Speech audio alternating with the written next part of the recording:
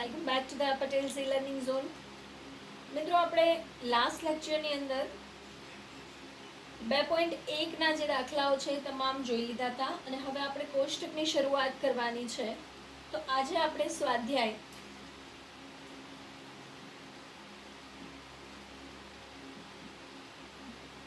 2.2ની શરૂઆત કરી રહ્યા છીએ. સ્વાધ્યાય 2.2 જે છે એની અંદર કોષ્ટક બનાવવાના રહેશે. હવે આપણે સૌપ્રથમ કોષ્ટક માટે થોડીક બાબતો જે છે એ મહત્વની ધ્યાનમાં લઈ લઈએ. કોષ્ટક હંમેશા આમ ઊભું જેટલું લાંબુ થાય એટલું સારું લાગશે. કોષ્ટક ઊભું લાંબુ થાય એટલું સારું લાગશે. હવે કોષ્ટક તમે આ રીતે બનાવો કે કોષ્ટક આટલું નાનું બને અને આવી રીતે આમ બહુ બધી કોલમ્સ હોય તો એ કોષ્ટક ક્યારેય સારું નહીં લાગે. કોષ્ટક હંમેશા આવું જ સારું લાગે કે આ રીતે 3-4 કોલમ હોય અને તમારી રો જે છે એ વધારે હોય. આવું કોષ્ટક હોય તો એ જોવામાં હંમેશા કેવું લાગશે? સારું લાગશે. એટલે તમારે ક્યારેય પણ જે અહીંયા લેવાનું છે એ તમારી જે વધારે વસ્તુ હોય એ તમારે હંમેશા ઊભી બાજુએ લેવાની છે અને જે ઓછી વસ્તુઓ છે એને તમારે આડી બાજુએ લેવાની છે. બીજું કે તમારે હંમેશા કોઈ પણ માહિતી આપેલી છે તો એને કુલ ની એક કોલમ બનાવવાની રહેશે. કુલ એટલે ટોટલ, બરાબર છે? એટલે તમે ટોટલનું એક કોલમ તમારે બનાવવાનું રહેશે. બીજું કે જ્યારે માહિતી 1 કે 2 પ્રકારની આપેલી છે તો આપણે સાદું ટેબલ બનાવીશું, સાદું કોષ્ટક બનાવીશું. પરંતુ માની લો કે માહિતી 2 કરતાં વધારે પ્રકારની આપેલી છે તો એવા સમયે આપણે બહુવિધ પ્રકારનું કોષ્ટક બનાવવું પડશે. આજના લેક્ચરની અંદર આપણે સાદું કોષ્ટક બનાવતા શીખીશું કે જેની અંદર માત્ર 2 જ પ્રકારની માહિતી આપેલી હોય, એક બાજુ અને બીજી બાજુ, એમ 2 જ રીતે આપણે માહિતી શો કરવાની થશે. ક્લિયર? તો આપણે ચાલુ કરીએ. દાખલા નંબર 1. રકમ તમે મારી સાથે વાંચી શકો છો. એક કોમર્સ કોલેજમાં અભ્યાસ કરતા 1400 વિદ્યાર્થીઓમાં હંમેશા કોષ્ટક બનાવતી વખતે પહેલા તમારે રકમ વાંચીને રફમાં ક્યાં ક્યાં કેટલી માહિતી છે એ લખી લેવું. તો અહીંયા તમને આપેલું છે કોમર્સ કોલેજમાં અભ્યાસ કરતા 1400 વિદ્યાર્થીઓમાં કુલ 855 છોકરાઓ છે. એમાંથી 225 છોકરાઓ દ્વિતીય વર્ષમાં છે. દ્વિતીય વર્ષમાં છોકરા છોકરીઓની સંખ્યા સમાન હતી. પ્રથમ વર્ષમાં 555 વિદ્યાર્થીઓ પૈકી છોકરાઓ અને છોકરીઓનું પ્રમાણ 3:2 છે. જ્યારે તૃતીય વર્ષમાં છોકરાઓની અને છોકરીઓની સંખ્યા 3 ગણી વધુ હતી. આ માહિતીને કોષ્ટકમાં રજૂ કરો. રકમ વાંચ્યા પછી આપણને સમજમાં આવે છે કે દરેક જે વિગત છે એ વિદ્યાર્થીઓની છે. તો આપણે હેડિંગમાં લખી દઈશું કે કોલેજમાં અભ્યાસ કરતા વિદ્યાર્થીઓની સંખ્યાઓનું વર્ગીકરણ. કોલેજમાં અભ્યાસ કરતા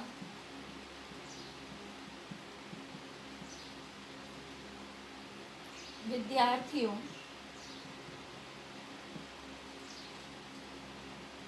નું વર્ગીકરણ દર્શાવતું કોષ્ટક. કોષ્ટક એટલે શું? ટેબલ. હવે આપણે કોષ્ટક બનાવી દઈએ. તમે અહીંયા જોયું હશે આપણને માહિતી આપેલી છે 2 પ્રકારની. એક તો છોકરા છોકરીઓ અને બીજું પ્રથમ વર્ષ, દ્વિતીય વર્ષ અને તૃતીય વર્ષ.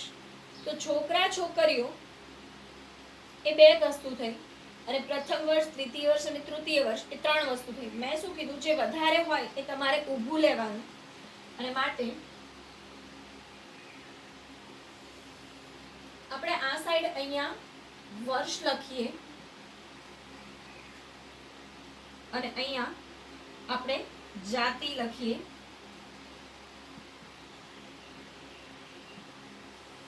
છોકરા છોકરીઓ અને કુલ. છોકરા છોકરીઓ અને કુલ.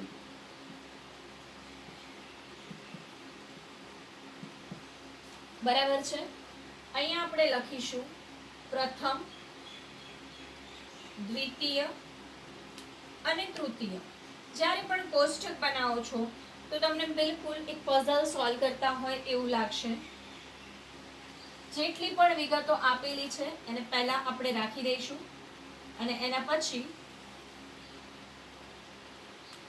આપણે ખૂટતી વિગતોને સરવાળા બાદબાકી કરીને ભરી દઈશું. તો હાલ ફિલહાલ આપણને સૌથી પહેલા કીધેલું છે કે એક કોમર્સ કોલેજમાં અભ્યાસ કરતા 1400 વિદ્યાર્થીઓ, એટલે કુલ કેટલા છે ભાઈ? 1400 કુલ છે. છોકરાઓ, છોકરીઓ, પ્રથમ, દ્વિતીય અને તૃતીય બધાનું ટોટલ કેટલું થાય છે? 1400. જે પૈકી 855 છોકરાઓ હતા, એટલે કુલ છોકરાઓ કેટલા હતા? 855. બરાબર. તો આપણને સીધી રીતે ખબર પડે કે 1400 માંથી બાદ કરો 855. 1400 માંથી 855 બાદ કરો તો આપણને શું મળશે? 545. આ મેં શોધ્યું. હું જે પણ કંઈ શોધું છું એને આપણે એક કામ કરીએ, બ્લુ પેનથી લખી દઉં. બરાબર. કેટલો જવાબ આવે છે? 545. બરાબર છે. તો 545 કેટલી શું છે? છોકરીઓ છે. રેડી? ખ્યાલ આવ્યો ને? આમાંથી આ બાદ કર્યું એટલે આ મળ્યું. રેડી? ચલો આગળ વાંચો.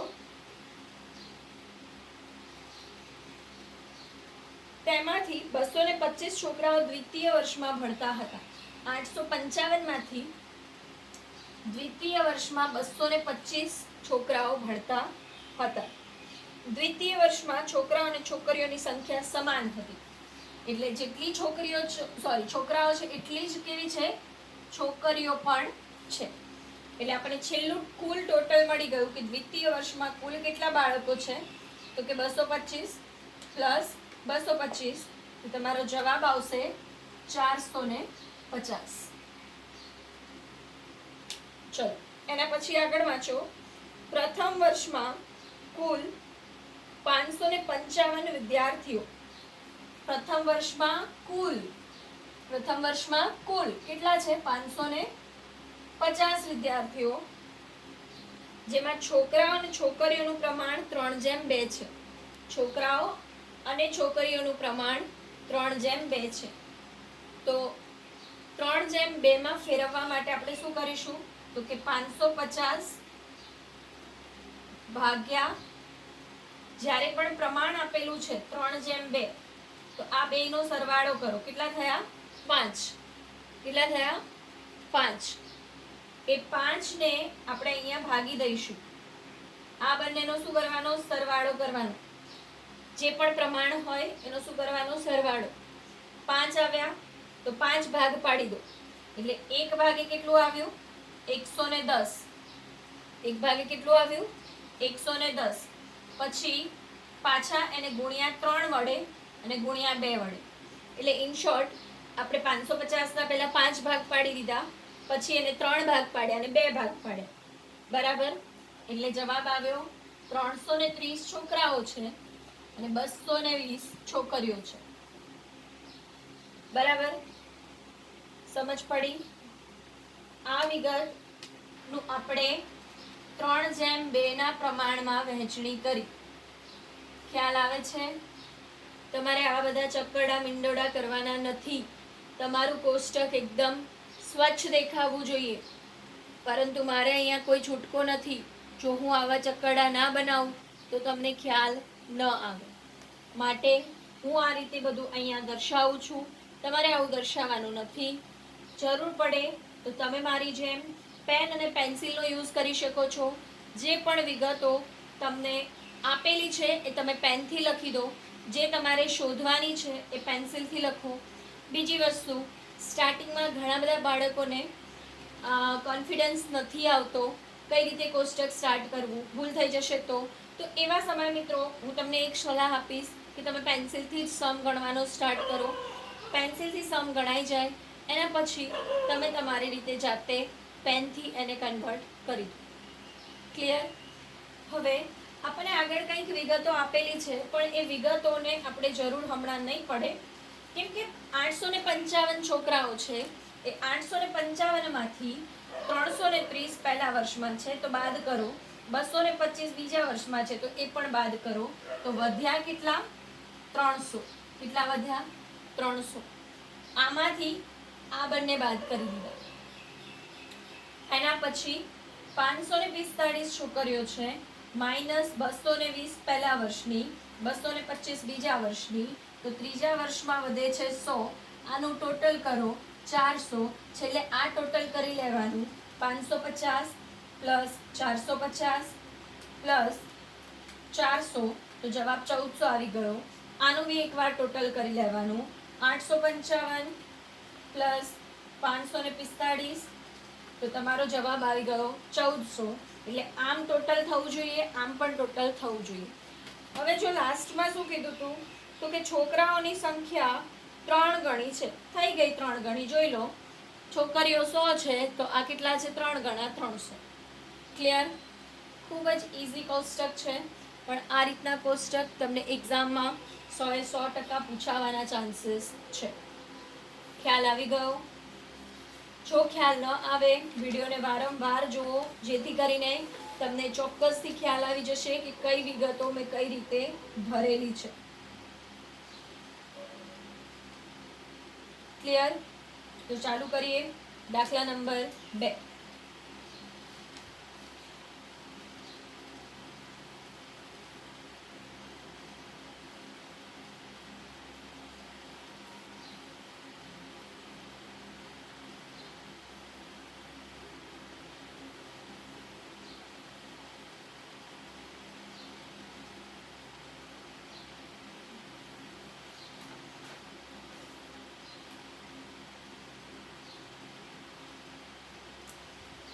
વાંચો દાખલા નંબર 2 મારી સાથે. એક ઓફિસમાં કુલ 1600 કર્મચારીઓ નોકરી કરે છે. એક ઓફિસમાં કુલ કેટલા કર્મચારીઓ છે? 1600. કર્મચારીઓ પૈકી પુરુષોની સંખ્યા અને સ્ત્રીઓની સંખ્યા. અને બીજું આપેલું છે કે અપરિણિત કર્મચારીઓ અને પરિણિત કર્મચારીઓ. તો મિત્રો અહીંયા તમને આ માહિતીને કોષ્ટકમાં રજૂ કરવાની કીધી છે. તો કોષ્ટક અહીંયા પણ સાદું બનશે, કેમ કે બે જ પ્રકારની માહિતી છે. વૈવાહિક દરજ્જો એટલે પરિણિત અપરિણિત, અને બીજું આપેલું છે તમને જાતિ એટલે કે સ્ત્રી અને પુરુષ. તો અહીંયા આપણે હેડિંગ આપીશું ઓફિસમાં નોકરી કરતા કર્મચારી. ઓફિસમાં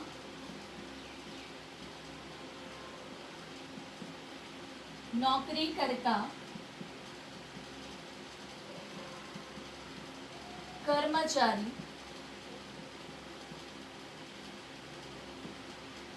નું વર્ગીકરણ દર્શાવતું કોષ્ટક. અહીંયા તમને દરેકે દરેક બે જ બાબતો આપેલી છે. વૈવાહિક દરજ્જોમાં પણ બે જ વસ્તુઓ આવશે, પરિણિત અને અપરિણિત, અને સ્ત્રી અને પુરુષ એટલે કે જાતિમાં પણ બે જ વસ્તુ છે. તો તમે ગમે તે બાજુ ગમે તે વસ્તુ લખી શકો છો, કોઈ જ પ્રોબ્લેમ નથી.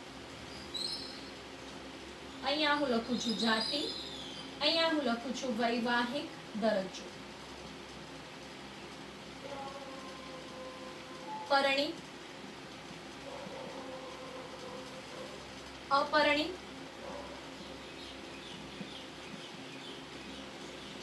અને કુલ. અહીંયા સ્ત્રી, પુરુષ અને કુલ.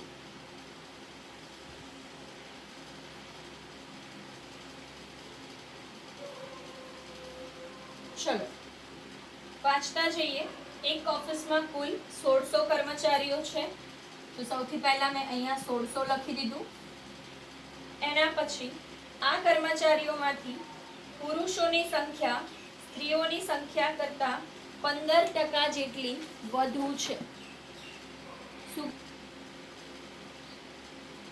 તો તમને કીધેલું છે કે પુરુષોની સંખ્યા સ્ત્રીઓની સંખ્યા કરતા કુલ કર્મચારીઓના 15% જેટલી વધુ છે. સૌથી પહેલા તો કુલ કર્મચારીઓના 15% કેટલા થાય? કુલ કર્મચારીઓના 15% બરાબર 1600 ગુણ્યા 15%, 1600 ગુણ્યા 15%, એટલે જવાબ આવે છે 240. હવે અહીંયા એવું કીધું છે કે પુરુષોની સંખ્યા સ્ત્રી કરતા વધારે છે. પુરુષોની સંખ્યા સ્ત્રી કરતા વધારે છે. એટલે માની લો કે આપણે પુરુષોની સંખ્યાને x ધારીએ, પુરુષોની સંખ્યાને x ધારીએ, બરાબર છે. તો એમાંથી પુરુષો કેટલા વધારે છે તો કે 15%. કુલ સંખ્યાના 15% 240 મળ્યા. સૌથી ઈઝી રીત શીખવાડું છું. 1600 માંથી પહેલા 240 કાઢી નાખો. 1600 માંથી 240 કાઢી નાખો એટલે વધ્યા કેટલા? 1360. એના 2 ભાગ પાડી દો એટલે ભાગ્યા 2, તો જવાબ આવે છે 680. તો સ્ત્રીઓ કેટલી છે તો કે 680. સ્ત્રીઓ કેટલી છે? 680. અને પુરુષો એના કરતા 240 વધારે, તો એની અંદર પુરુષોમાં 240 એડ કરી દો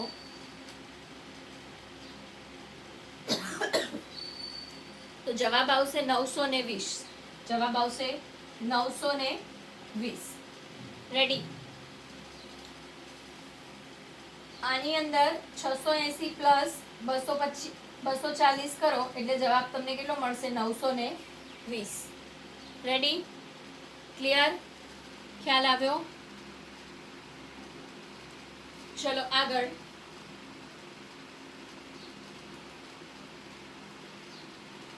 અપરિણિત કર્મચારીઓની સંખ્યા પરિણિત કર્મચારીઓ કરતા 800 ઓછી છે. બીજું આપણે એક્સપ્લેનેશન લખી લઈએ.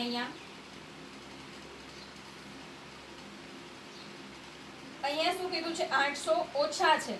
તો ફરીથી આપણે શું કરીશું તો કે 1400 માંથી 800 બાદ કાઢીએ.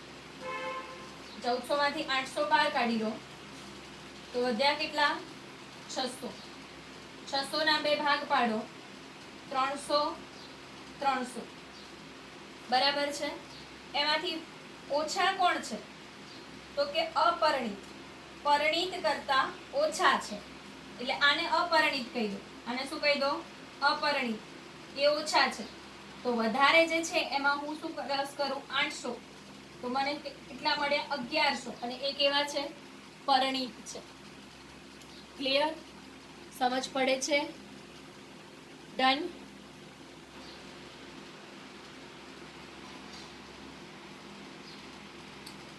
તમે આ રીતે લખી શકો છો. જે પણ તમને મેં કેલ્ક્યુલેશન કરાવેલી છે એ કેલ્ક્યુલેશનના આધારે તમે ઇઝીલી જવાબ લાવી શકશો. પરિણિત અપરિણિત કેટલા છે ભાઈ? 300. અપરિણિત કેટલા છે? 300. અને પરિણિત કેટલા છે?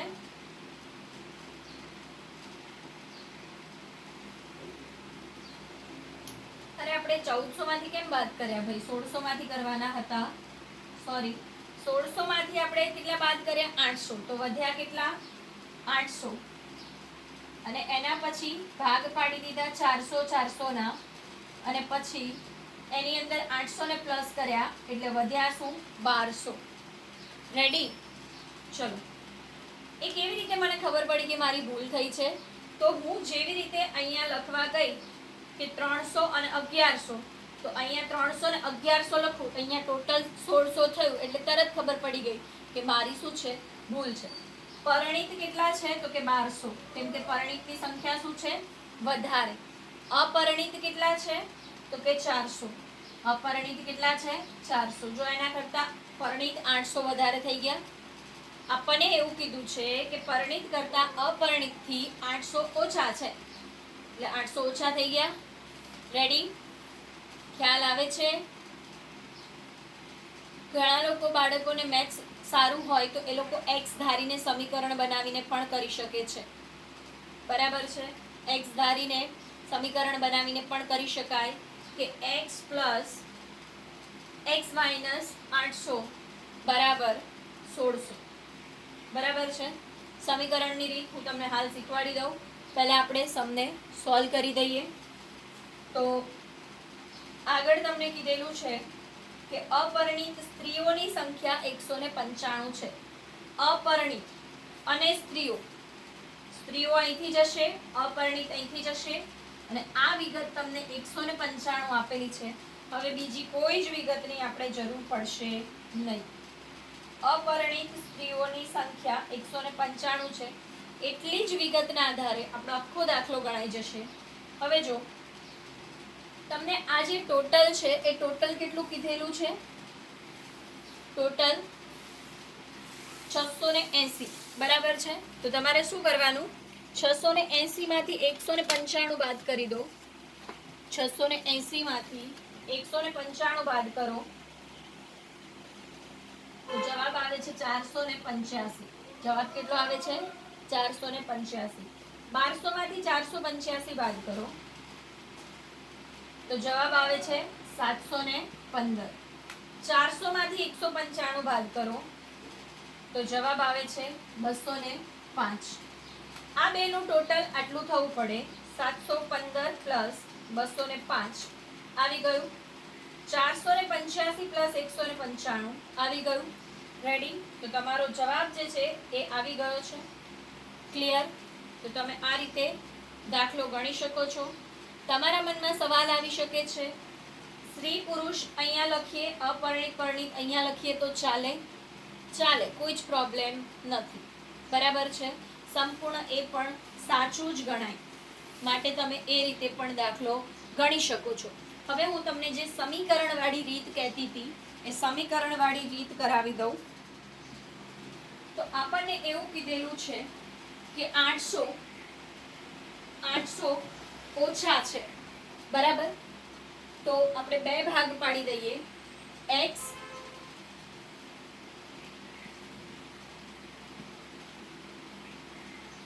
x પ્લસ x માઇનસ 800 બરાબર 1600. સમજ્યા? પરિણીત અને અપરિણીત, પરિણીત અને અપરિણીત. બરાબર છે ને? રેડી? બધા થઈને કેટલા થયા? 1600. x પ્લસ x 2x 1600 800 પેલી બાજુ જશે એટલે 1600 પ્લસ 800 થઈ ગયા. તો x બરાબર કેટલા થશે? 2400 ભાગ્યા 2 એટલે 1200. તો આ મળ્યા તમને પરિણીત. આ કયા મળ્યા? પરિણીત. અને અપરિણીત એટલે x માઇનસ 800. અપરિણીત એટલે x માઇનસ 800. બરાબર છે? અપરિણીત એટલે x માઇનસ 800. માટે 1200 માઇનસ 800 તો તમારો જવાબ આવી જશે 400. ક્લિયર? તો તમને જો પેલી રીત ના સમજ પડે તો આ રીતે પણ દાખલાને ગણી શકાય. એ રીતમાં પણ ઈઝીલી તમારો જવાબ જે છે એ તમે લાવી શકો છો. ક્લિયર? સમજ પડી રહી છે? ઓકે મિત્રો, તો આજના લેક્ચર પૂરતું આપણે આટલું રાખીએ છીએ. નેક્સ્ટ લેક્ચરની અંદર ફરી મળીશું. જય હિન્દ, જય ભારત.